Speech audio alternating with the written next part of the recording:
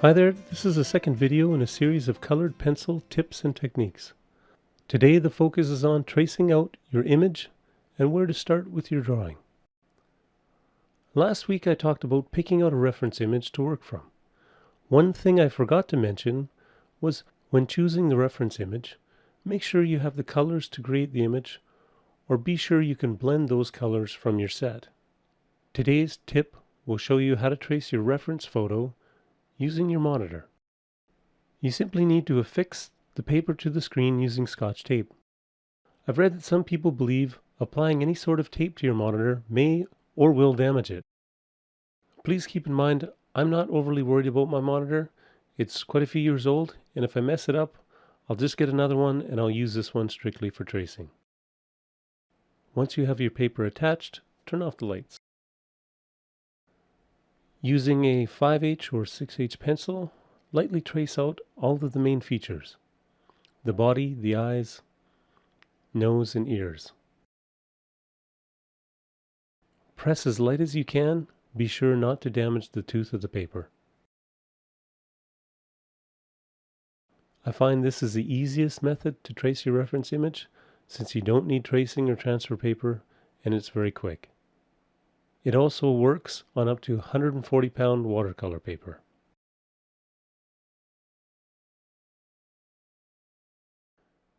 You could choose to freehand your image. I would suggest that you start with the tracing technique and slowly work towards freehand drawing. Your first drawing, you can trace out most or all of the features. As you progress, you can trace in less and less features. For portraits, I usually trace in the eyes, the shape of the head, the mouth, and I might mark in the nostrils. For difficult images, where the subject in your image doesn't have a lot of variation in color or tone, you may want to play with the contrast or the brightness.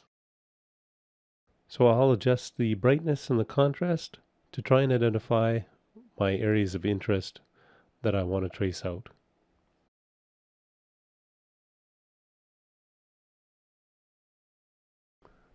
So I use tweezers to remove the tape, being careful not to scratch or mark the monitor. And it's as simple as that. The next step is to actually start the drawing. Sometimes it can be difficult to determine where to start the drawing. I generally deal with portraits of people or animals and prefer to start with the eyes, as they are the central focus of the image. Some people prefer to start with the background. I won't always fill in the background and may use a different medium like Inktense pencils to do so, so I usually leave it for last. Starting with the eyes, I have traced out just a pair of eyes here.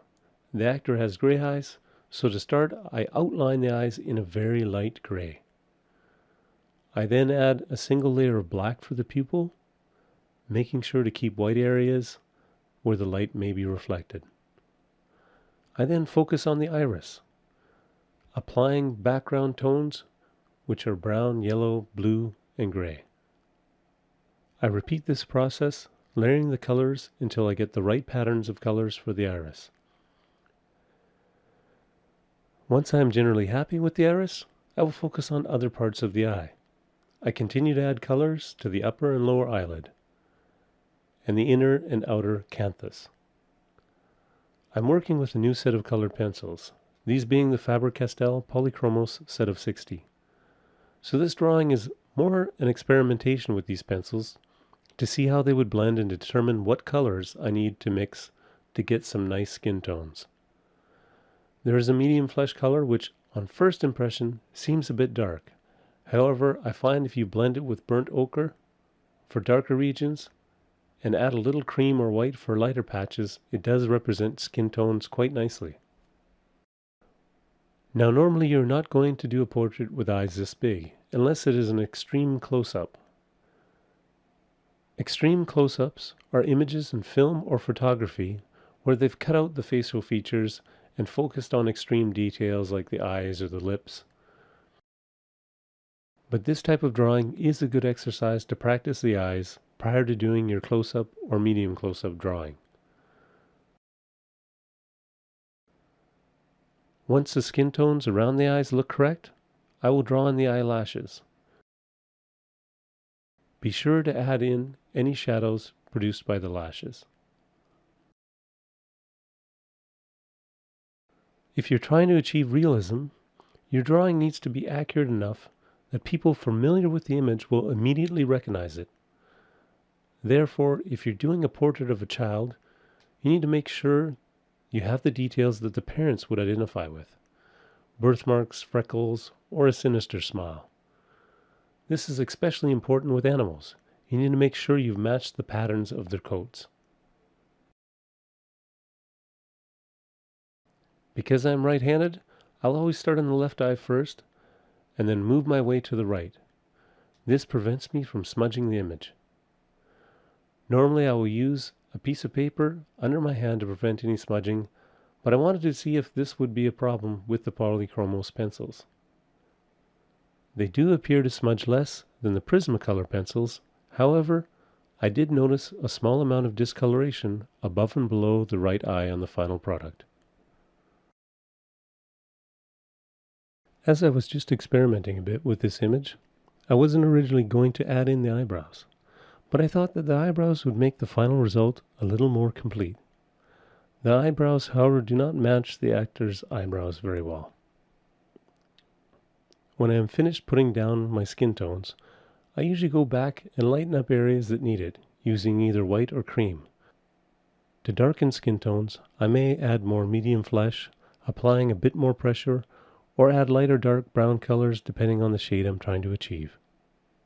When you have completed the first draft of your drawing, take a photo of it.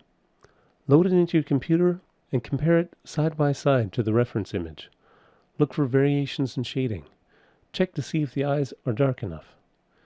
With the reference image and your photo, go back to the drawing and try to improve on the areas that need it.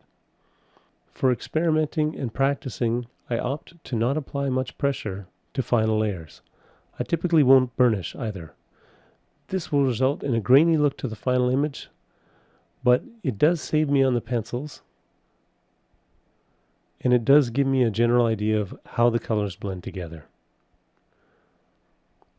I may focus on certain areas of a test product to blend those or burnish them just to see what the final color might look like. And that's all for this tutorial. I hope to do a review of the polychromos pencils soon, and I will probably follow up with another tutorial in a week or two. Also, I'd be interested to know if anybody does recognize this actor. So if you do, feel free to leave a comment.